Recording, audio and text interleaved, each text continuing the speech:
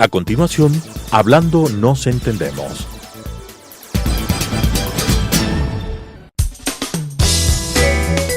Clasificación A. Apto para todo público.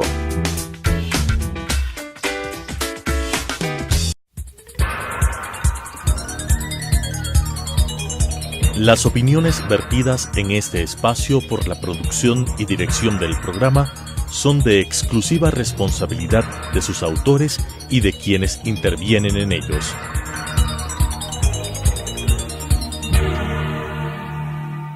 Telesucesos Canal 29 UHF presenta Hablando nos entendemos, un programa de la Academia Ecuatoriana de la Lengua con la conducción de Gonzalo Ortiz Crespo.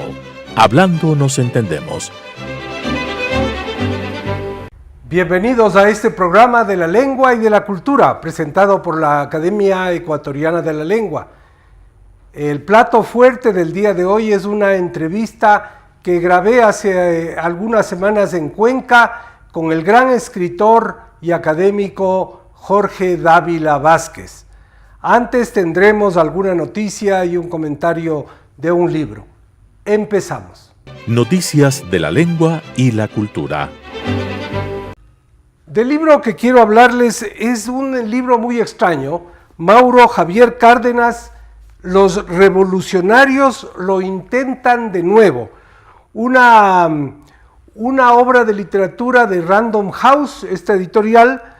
Me la compré para tener una lectura de un viaje y realmente es un libro extraño, pero no diría que malo. Hace falta tener mucho espíritu para leer, concentración. No era tanto como una lectura de playa o de viaje, cuanto una lectura que requiere cierta atención. Este es un libro escrito por un escritor guayaquileño, Mauro Javier Cárdenas, que vive en los Estados Unidos.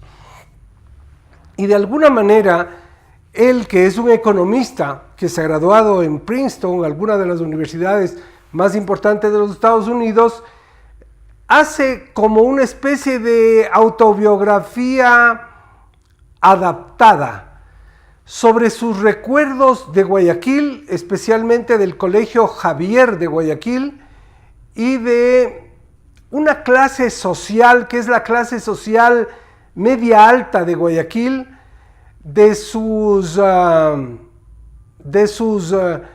aventuras como adolescentes, estudiantes de ese colegio, pero también de sus ilusiones, de su trabajo social, de sus idas al hospital, de su catecismo en los barrios.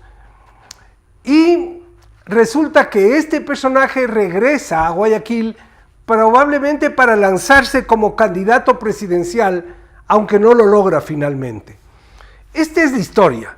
Lo importante del libro es la forma como está construida, con un interesantísimo lenguaje, pero sobre todo hecho con pedacitos de recuerdos y de habla de diferentes personas.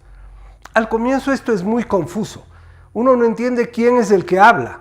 Solo poco a poco uno va entendiendo quién es el personaje que está hablando en ese momento, ya los empieza a reconocer y resulta entonces que la obra se va construyendo con pedacitos de cosas que hablan diferentes personas, diferentes recuerdos, diferentes narraciones de los mismos hechos que van construyendo, yo diría, no una novela coral, sino casi una novela hecha en collage, con pequeños pedacitos o en papel maché, pequeños pedacitos de papel pegados unos junto a otro que van formando la figura de la novela.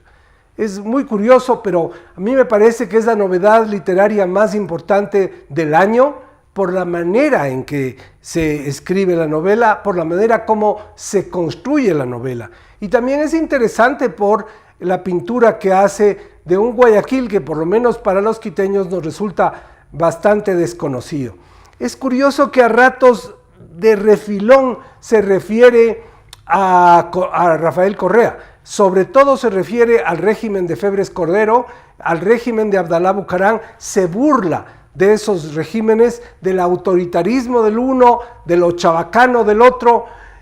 aunque eso no es lo principal de la novela, es una especie de referencia. Bueno, esto sobre el libro. Ahora, alguna cosa sobre el lenguaje. Veníamos hablando el otro día con mis nietas en el auto sobre los apellidos de los jugadores de la selección de Croacia en el Mundial. Se acordaban ellas que todos los jugadores terminaban, el apellido de ellos, terminaba todos ellos en Sic, Rakitic, Modric, Subasic, Perisic, etc. Me pareció interesante que ellas recordaran esto, ya habían pasado algunas semanas del Mundial, y sin embargo se acordaran de esto que identificaba a los jugadores de Croacia. En realidad la alineación de ese día, de la final del Mundial, eran Subasic, Salko, Lovren, Vida, como ven 3 seguidos, pero luego sin Sic al final, y luego Strinic, Brozovic, Rakitic, Rebic, Modric, Perisic, Mandzukic. Y averigüé que entonces estos apellidos de 8 de los 11 jugadores que alinearon en la final, que terminaban en Ich, significa lo mismo que para en los apellidos españoles tienen los apellidos que terminan en EZ. Fernández, Íñiguez, Pérez, Vázquez, ese EZ del final, que los españoles por supuesto pronuncian Fernández, Íñiguez, Pérez o Vázquez, o en algunos casos Vázquez, son apellidos que quieren decir patronímicos, es decir, que significan que vienen de hijo de. Fernández es hijo de Fernando, Íñiguez es hijo de Íñigo, Pérez es de Pedro y Vázquez es de Vasco. Así que igual, y esto pasa en toda Europa. EZ es en general en España la indicación del patronímico, se me ocurren otros, González, Martínez, Ramírez. En Portugal es ES, lo mismo, ES, Gómez, Pérez, López. Y en los países eslavos o de influencia eslava vienen a ser estos apellidos con ich al final, o también con ov. Romanov, por ejemplo, en Rusia quiere decir hijo de Román, Romanov, o Romanova, porque a las mujeres, por ejemplo, acuérdense de la gran tenista Natalia Navratilova. En los países bálticos más bien es con sen, por ejemplo, Johnsen o Johnson a veces, Carlsen también, Rasmussen, todos estos apellidos con en. Y en otras partes más bien se construye con el Mac. Por ejemplo, McDonald's en realidad quiere decir del clan McDonald, es un patronímico también. También como eso podría ser McLaren o en algunos otros casos la O con el apóstrofe. O'Donnell, O'Neill son apellidos que también quiere decir patronímicos, hijos de o del clan de. Así que una cosa más que sabemos de nuestra lengua. Por cierto, me enteré averiguando esto que Ortiz, el apellido de un servidor, es también un patronímico, que hay unos pocos apellidos que no tienen EZ, sino que se supone que es hijo de Ortún, Ortiz, unos poquísimos más, igual que Sanchís con S, que es hijo de Sancho. También hay Sánchez, pero hay Sanchís solamente. Así que los apellidos son también una forma de explicar la lengua y de explicar, bueno, nuestra procedencia remota a veces. El apellido más común en España, por cierto, es Martínez, el más común de todos es García, pero luego vienen en seguidilla González, Rodríguez, Martínez, Fernández, López, que son algunos de los apellidos también más comunes en toda América Latina. Con esto nos despedimos y pasamos a nuestro plato fuerte, la entrevista del día. La vida de la academia. Como les anuncié, tengo ahora el gusto de entrevistar a Jorge Dávila Vázquez. Este fue una grabación hecha en Cuenca, en casa de Jorge, así que le quiero agradecer por habernos recibido y conversar de tu trabajo, básicamente de tu obra. Tú eres también miembro de la Academia de la Lengua y fuiste presidente de la Casa de la Cultura en el Azuay, has sido un profesor reconocido, un crítico muy apreciado en el Ecuador, pero también un creador. Jorge, háblanos un poco de ti mismo, de tu obra. ¿A qué te has dedicado a lo largo de tu vida? Bueno, yo nací en el año 47 y prácticamente desde el año 57 ya estaba escribiendo. ¿A los 10 años? Sí, escribía cosas pequeñitas y en alguna ocasión pidieron un poema para la madre. Yo tenía 11 años en esa época, le presenté un pequeño poema al profesor y dijo que era copiado. Era un profesor al que yo quise y quiero mucho. Y tuviste que defenderlo, dijiste que no era copiado. Sí, pues, pero no me creyó de todas maneras. Entonces, él ha dicho que yo me hice escritor gracias a él. Bueno, en realidad yo le debo muchísimo. Pero yo decía, sí, me hice para demostrarle que no había copiado. Así pero comenzaste, bueno, claro, como un desafío. Eran travesuras, ¿no? Eran travesuras. Claro, bueno, así uno comienza en diferentes momentos de la vida. Mi madre era una gran lectora y me estimulaba mucho, leía mucho para mí. Cuando era pequeño me contaba cosas. Y luego una cosa que, perdona que te interrumpa, sí, que suele ayudarnos en la carrera de escribir, es que nuestros padres no solo nos lean, sino que nos lean y digan, qué bien está esto. Entonces, tú te estimulas porque le quieres agradar a tu madre o a tu padre, ¿no es cierto? ¿Te pasó eso? Decir. Sí, claro. Es decir, mi mamá era la primera crítica y la primera en aprobar, digamos. Sería bueno, sería malo lo que hice en esas épocas, no sé. No, la aprobación de los padres es fundamental. No, pero yo lo que te digo es lo mío. Yo no sé si era bueno o era malo, pero siempre contaba primeramente con la aprobación de mi madre. Ya cuando tuve más o menos unos 18 años gané un concurso local, digamos, entonces eso me dio a conocer un poco, porque eran los Juegos Florales del Colegio Gadaicoa y pues tendría una cierta importancia. ¿Y qué era, un poema o era un poema, prosa? Sí, era un poema. Y lo he leído al cabo de mucho tiempo y realmente es bastante defectuoso, reconozco. Bueno, todo escrito juvenil después nos da un poco de vergüenza, claro, pero así es que como comienzas. Pero tú estudiaste entonces literatura en la universidad, pero bastante tarde. Yo empecé a estudiar en la universidad a los 24 años. ¿Y qué hiciste mientras tanto?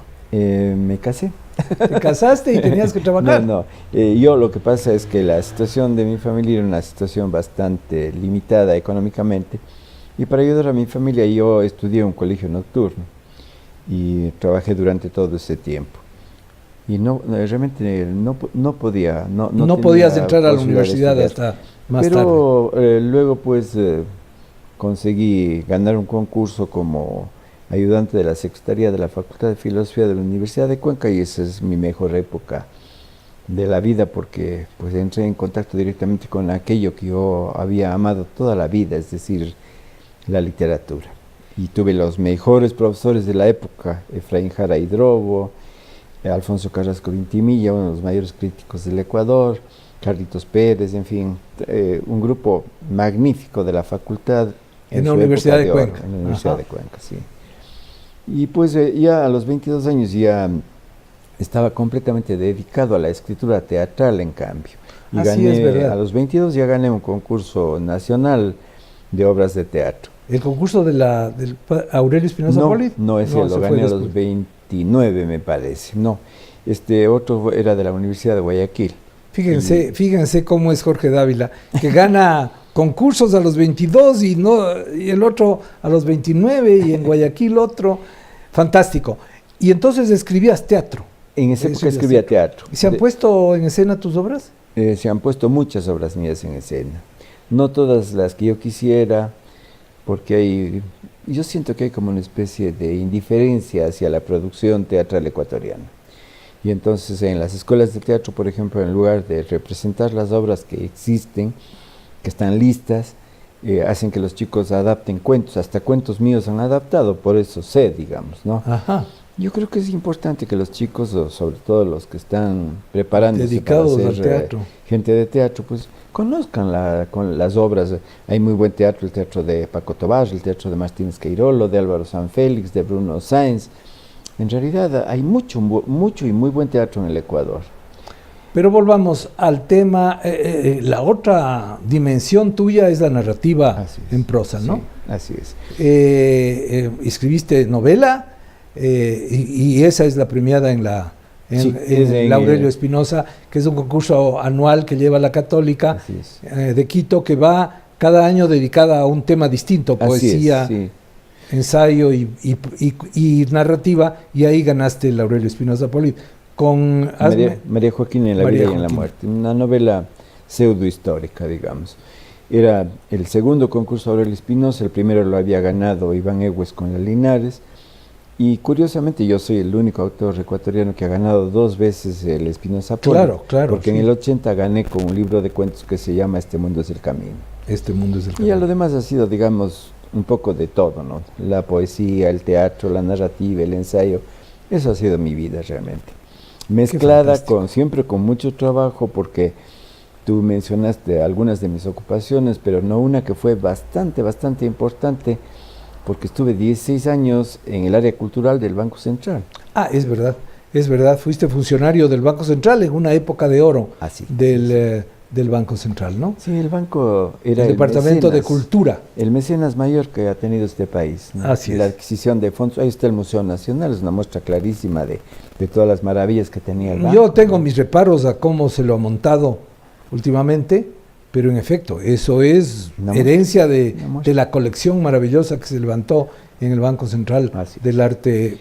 Y toda la labor editorial fue extraordinaria, ¿no? Tú estabas más dedicado al área esa. Bueno, yo estuve en todas las áreas aquí en Cuenca. A todas las áreas. Empecé como director de difusión cultural, luego trabajé en el Centro de Investigación y Cultura como director también, y acabé encargándome de toda el área en la época en que Juan Cordero salió ya del banco.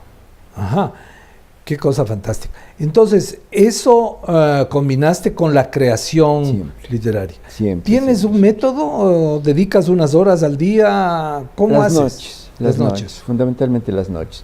Escribo, bueno, ahora que estoy jubilado desde hace ya 9 años, escribo a cualquier hora, pero fundamentalmente yo concentro la mayor creatividad, la mayor producción en la noche. En la noche. Así es. ¿Y trasnochas mucho? ¿Te quedas muchas horas despierto? Bastante. Y luego cuesta levantarse. No tienes un ritmo así de... una mujer muy gentil que me deja nada más que duerma. Bueno, y entonces se hace otro ciclo, el de la vida. Pero es verdad, de noche sin distracciones a veces es más fácil concentrarse, ¿no? Sí. ¿Y de qué obra estás más orgulloso tú? Bueno, yo le tengo mucho cariño a todo lo que he escrito. Yo soy así como los papás que quieren a los hijitos, como varios hijos tuyos, a los hijitos, ¿no?, bellos, y a los hijitos feos les quieren Claro. Entonces, realmente yo tengo un amor especial por cada una de mis obras. Ahora tengo un cariño muy particular por las novelas juveniles que he publicado en el último tiempo, que son 3. ¿Cuáles son? Cuéntame. El sueño y la lluvia, que ha tenido una muy buena acogida porque está en su 7ª edición ya. ¿7ª edición? Sí. En el Ecuador, que es tan difícil. Así es. Qué fantástico. Esto forma lo que yo llamo la saga de Monay, ¿no? Es una literatura juvenil que está dedicada a los adolescentes, a los... Sí. Yo, la poesía para los niños y la narrativa para los jóvenes. Para los jóvenes. Sí, empezamos con El sueño y la lluvia, luego hay una novela intermedia que se llama Soñadora, Elena Soñadora, y retomé el tema de Monay, que aparece en El sueño y la lluvia con Árboles para soñar. Monay es un sitio de Cuenca. Explícanos un poco al respecto. Monay, en la época en que yo era niño, estaba fuera de la ciudad, ¿no? Era un área rural cercano de alguna manera a Cuenca, es decir, no era de esas áreas rurales lejanas y difíciles de acceso. Más o menos cercana, pero con problemas de acceso, ¿no? Por ejemplo, había un bus para la mañana y un bus para la tarde, y cuando teníamos nosotros largas estancias en la propiedad de un tío mío, teníamos que venir a la escuela, perdíamos el bus de la mañana, entonces ya no se podía. A trotar, ¿no? Ah, venían al trote. A trote. Y yo estaba pensando que era un poco como Cotocollao en mi infancia, sí, donde sí, también sí, había sí. solo un bus a la mañana sí. y un bus a la tarde. Igual. Y pienso yo que en las distancias más o menos son así.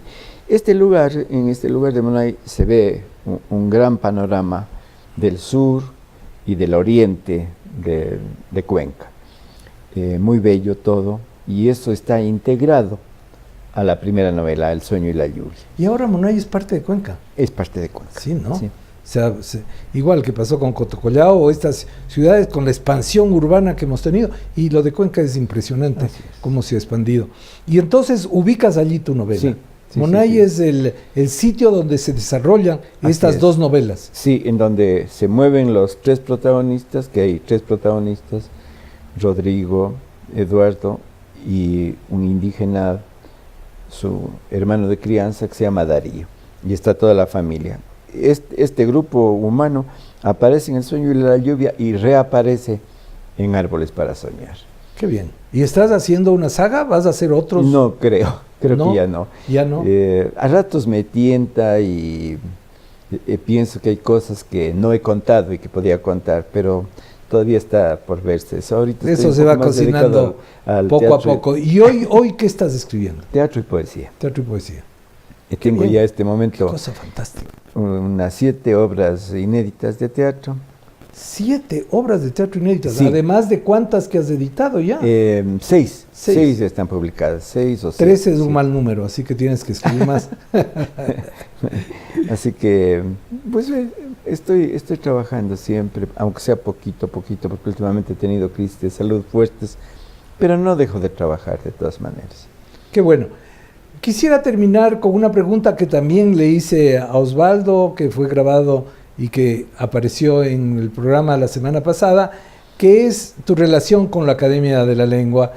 En la Academia realmente tenemos mucha pena de no tenerles en nuestras actividades en Quito, pero eres un miembro de la Academia muy merecidamente. ¿De qué manera te relacionaste con ella? ¿Qué significa para ti? Bueno, yo tengo mucho respeto, siempre he tenido un gran respeto por la Academia, por las gentes que estuvieron en ella, que yo conocí y con las cuales me mantuve una relación de afecto, una relación de amistad. Y un buen día, digamos, me escribieron y dijeron que alguien tenía que presentar mi candidatura, y hablé con algunas personas y fui aceptado. Y yo tenía un poco de recelo, digamos, por la aceptación, porque realmente yo no he hecho estudios lingüísticos como Osvaldo Encalada, por ejemplo, ¿no? Ni estudios gramaticales. Pero no es tan necesario. Lo que has hecho es una obra literaria muy grande, ¿no? Sí, yo he hecho ensayo fundamentalmente, o sea, más allá de la narrativa, más allá del cuento, del microcuento, la poesía, el teatro, he hecho ensayo.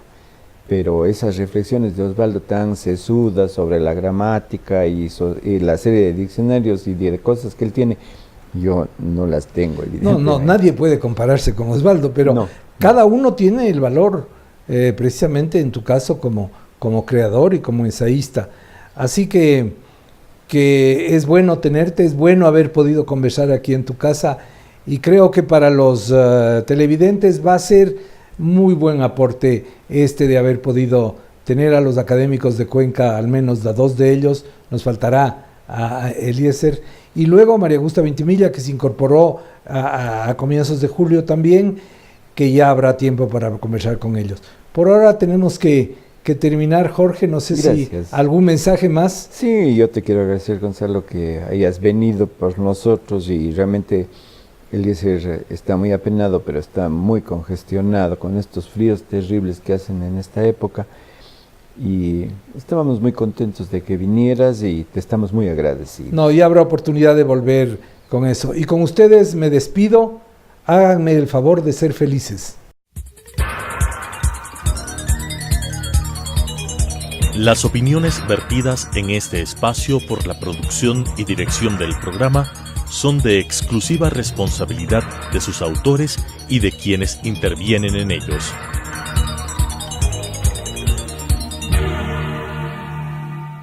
Telesucesos Canal 29 UHF presentó Hablando nos entendemos, un programa de la Academia Ecuatoriana de la Lengua con la conducción de Gonzalo Ortiz Crespo.